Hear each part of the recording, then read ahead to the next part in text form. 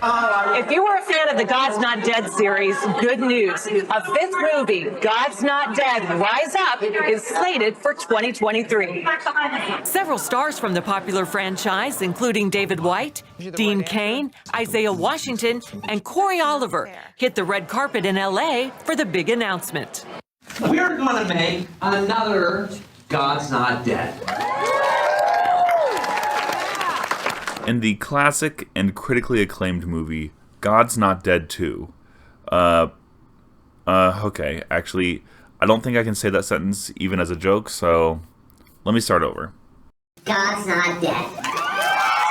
The Christian movie scene has always been a fixture of my life, at least in some way or another. As a young boy in the evangelical church, there was a large amount of pressure from our fellow evangelicals to support the religious movie industry instead of the evil, secularized Hollywood elite or whatever. Oftentimes, evangelicals fall into this same trap that they sort of make for themselves because they're afraid of all things secular. Why is listening to secular music so bad? When you listen to music, it goes beyond your consciousness. And so they're forced to buy into whatever sort of garbage comes out of the mouths or minds of other evangelicals, even when those things are notably bad quality. Nothing proves this more than the Christian movie industry, in which such famous examples as the aforementioned God's Not Dead 2, which we will talk about more, and Fireproof, and War Room, all of these come across so offensively bad that you'd be forgiven for thinking that someone made them as some kind of sick joke. Oh, devil, you just got your butt kicked. These movies were the types of things that we watched with our church, and often they fostered some sort of Bible study alongside of them, and then we all lauded them as wonderful examples of how good entertainment could be if we just held our noses and made things as religious as possible, despite the fact that these were, in fact, total garbage movies to begin with. In fact, as a younger youth pastor, I even had parents begging me to organize a trip to the movies to watch God's Not Dead 2 specifically, and I refused, which caused quite the controversy. Because realistically, teenagers do not want to see these movies, they just want to see the new Marvel whatever, but parents think that in order for us to have a good, solid Christian message that works on young people, it needs to be palatable, and by, I guess, making it to the movies, that makes the imagery more modern? I don't know. What do we do now? So here's the thing. Christian movies can be good. It's just that the Christian movie industry hasn't produced anything worth seeing. But there are countless movies that live up to similar religious themes and spiritual worldviews, yet most Christians do not flock to see them or praise them as quote-unquote Christian entertainment. And I need you to hang with me here when I say this, but I believe it. There are some good Christian movies out there, which might be shocking to some of you, but I really do believe it's true. So I want to talk about what makes good Christian entertainment versus what makes for bad Christian entertainment. And I want to talk about why the efforts of these religious movie studios has fallen flat for so many decades. Let's start with the aforementioned film of the ages, peak Christian cinema, cult classic, God's Not Dead 2. If you're not familiar, this movie centers around a lot of characters, all of whom are entangled in some kind of discerning moment in their faith lives. I'm not going to talk about all of them because I just don't care, but I do want to focus on what I consider to be the main one, which is a relationship between the characters Brooke and Grace. Grace is a teacher that is sound in her faith, and therefore seeks out, seemingly, students that struggle in life. I happen to think that difficult students can be a blessing. Grace, honey, when is this optimism ever going to wear off? And Brooke is one such student, who is currently in the story spiraling due to the loss of her brother in some sort of tragic accident. Grace talks to Brooke about how Grace's positive outlook comes from her faith, and Brooke reads scripture and sees the ways that God might be using her times of struggle to lead her to new places of belonging and faith. And so Brooke's outlook improves. But other kids find out somehow about this conversation, and then the school board somehow finds out about this conversation, and before you know it, the school board demands that Grace not just be fired for this problem, but be prosecuted, as in the court of law, for talking to students about Jesus, which, by the way, doesn't happen and is very stupid.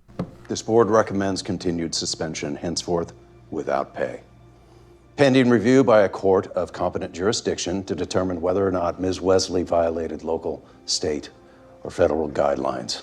Obviously, the end result is that this movie ends with Grace being found innocent and the evil atheist prosecutor and justice system in America crumbling under the weight of God's mighty power. We're going to prove once and for all that God is dead. This movie is trash for a lot of reasons. It's unrealistic, as no teacher in Arkansas would ever be put on trial by the criminal justice system for simply violating her teacher's contract. And this interaction doesn't even show the audience any real moral stance on any particular issue. All we get is a plot to accuse the world of secularization and to paint the Christian church as persecuted heroes. Boring. These are common trends in the Christian movie industry, and they are tired and played out, and obviously pander to a very specific evangelical worldview. And for these reasons, the movie God's Not Dead 2 sucks balls. Now, what if I told you in existence that there is a far, far better version of a Christian movie with somewhat similar plot points? And what if I also told you that it's actually M. Night Shyamalan's 2002 science fiction epic, Signs? I know, just trust me, we're gonna get there. The movie Signs might not be the movie you were first thinking about when we started talking about movies with Christian themes that were actually good. But now that I brought it up, you have to admit it fits pretty well. That is, assuming you've seen it, because I know some of you guys are Zoomers and it was made in 2002. So let me just summarize it up and we'll talk about it together. The movie Signs starts off with our main character, an ex-priest from the Episcopal Church named Graham. 6 months ago in our story, Graham loses his wife in a tragic accident in which a truck driver falls asleep at the wheel and strikes her as she's walking at night. She was killed almost instantly, which leaves Graham to raise their 2 kids alone, along with the help of his younger brother, Merrill. Graham has left the faith from the very start of the movie, and he makes multiple comments about how God has failed him and his family, and he even now refuses to engage in prayer. Caroline? Please stop calling me father. And all of this main plot line happens and unravels as we see the side plot, and yes, I did call it a side plot, of aliens invading the globe and attempting to, for some unknown reason, take humans by force with this poison gas that comes out of little tubes in their skin. Wild. And I know what you're thinking, but you promised to stay with me, remember? So we're going to keep going. These alien encounters are unbelievable to Graham, who can't even really comprehend what to do about his own children and lack of a career. But slowly, Graham has multiple revelations that leads him to believe that these aliens are in fact real, and his family is in fact in real danger. This causes Graham to finally piece together multiple parts of his trauma and sufferings so that he can have hard conversations with his brother and his kids, and even the man who killed his wife. In some ways, this story about an alien invasion forces Graham to admit that maybe his faith had been guiding him all along, even when he had rejected it. People break down into 2 groups. When they experience something lucky, group number 1 sees it as more than luck, more than coincidence. They see it as a sign, evidence that there is someone up there watching out for them. Group number 2 sees it as just pure luck.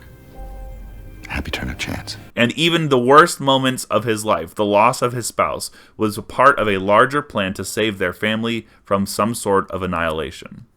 In some ways, these movies, when we're just describing the plot points, are similarly cheesy sounding. In fact, just writing out the plot points of Signs and the bare bones summary of it, I found myself kind of wincing at how stupid it actually sounds now that I say it out loud. But you have to look at the whole picture here, because if we just look at the ratings for these 2 movies, obviously audiences are reacting to these movies differently. What the fuck does this movie have to do with any of that shit? This movie's about some woman saying Jesus in a classroom and then getting prosecuted for it.